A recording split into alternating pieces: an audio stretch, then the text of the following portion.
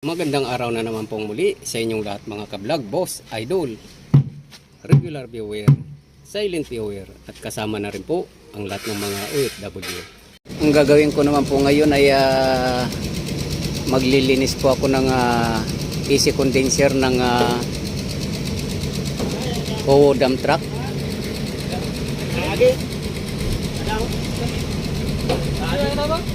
Ayan po, napakarumi na siya. Padala ko po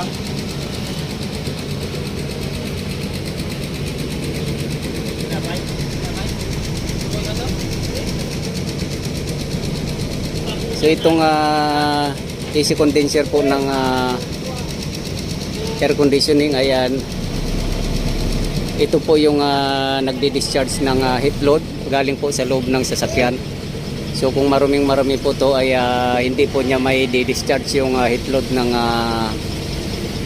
aircon, yung init, dito po tinatapon.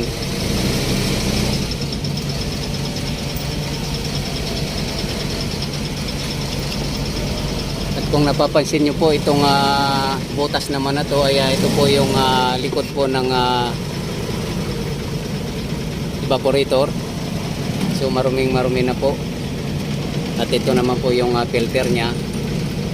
So ito po hindi po to return air po ng aircon na sa loob, kundi ito po yung supply fresh air po ng galing po sa labas, kung saan po ang air conditioning system ay nangangailangan po ng fresh air. 10 to 30% po ay kailangan po para hindi po magkaroon ng problema ang kalusugan ng mga tao. Once na gumamit po tayo ng aircon, dapat po ay mayroon pong fresh air, at least 10 to 30% po ay para hindi po tayo masuffocate. So kaya po mayroong butas dito.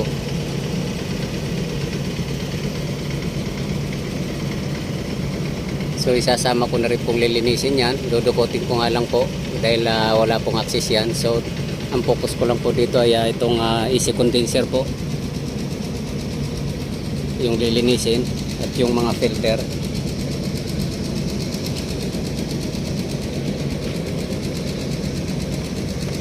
So 50% po ng efficiency ng cooling system ng air conditioning ay nandito po sa AC condenser. So kailangan po nating malinis to dahil ito po yung exposed sa labas para sa dumi.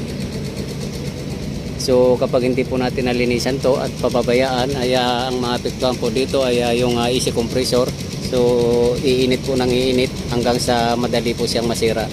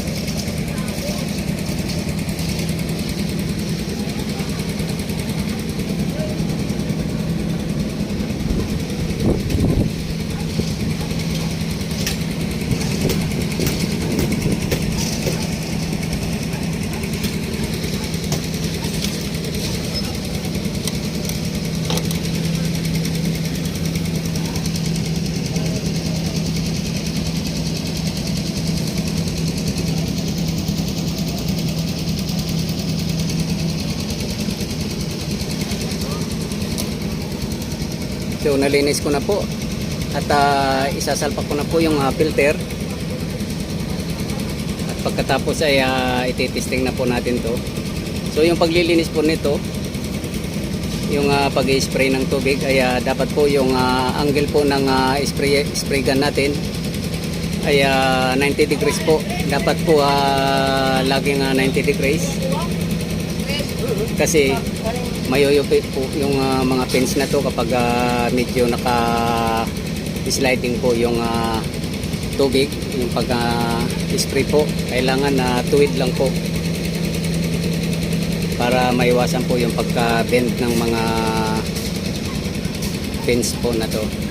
Kasi kapag na-bend po yan, lifetime na po yan na laging nagbabawas po ng lamig yan pag withdraw ng init.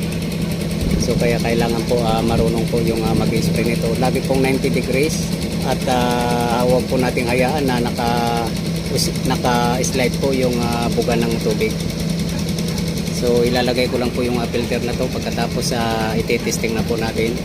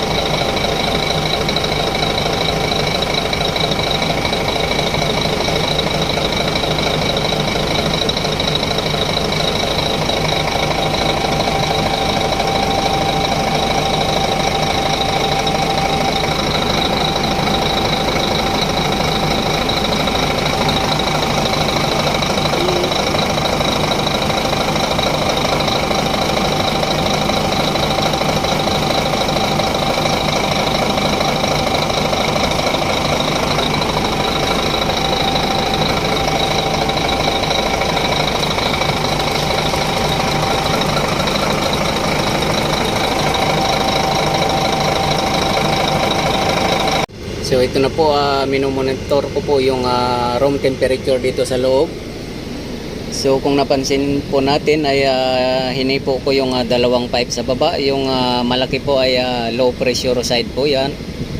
At yung maliit naman ay high pressure side. Ibig sabihin po yung high pressure side po, yun po yung mainit na pipe. At yung low pressure po ay yun po yung malamig. So nakita ko po ay nagmo-moist na po siya. At yung high pressure side po na mainit na pipe ay nahihipo ko po siya. Dahil kapag mainit po yun ay nakakasama po yun sa AC compressor. Pwedeng masira po yung compressor. So kailangan pong katamtaman lang po yung init nun. Ibig sabihin na i-discharge na niya po yung heat load na galing po dito sa room sa loob. Dahil malinis na po yung AC condenser. Yan. So itong dito naman po yung room temperature at least 23 degrees Celsius or 24 degrees Celsius. Ay yun lang po yung normal room temperature po para sa pakiramdam po ng mga tao po dito sa loob ng sasakyan. 23 or 24 kung mayroon pong medyo naiinitan po, pwede po yung 22 degrees Celsius dahil yung masyadong malamig po ay nakakasama na rin po sa katawan ng tao. Pwede po tayo magkasakit. So kaya po sinit po sa 23 or 24 degrees Celsius po. Yun lang po yung sapat po na lamig na normal sa katawan po natin. At kapag tumaas naman po naging 25 or 26 ay medyo malinsangan na po ng konti. So hanggang dito na lang po muna ang video kong ito. Please like, subscribe na lang po and hit notification bell para sa susunod na mga video. God bless all po.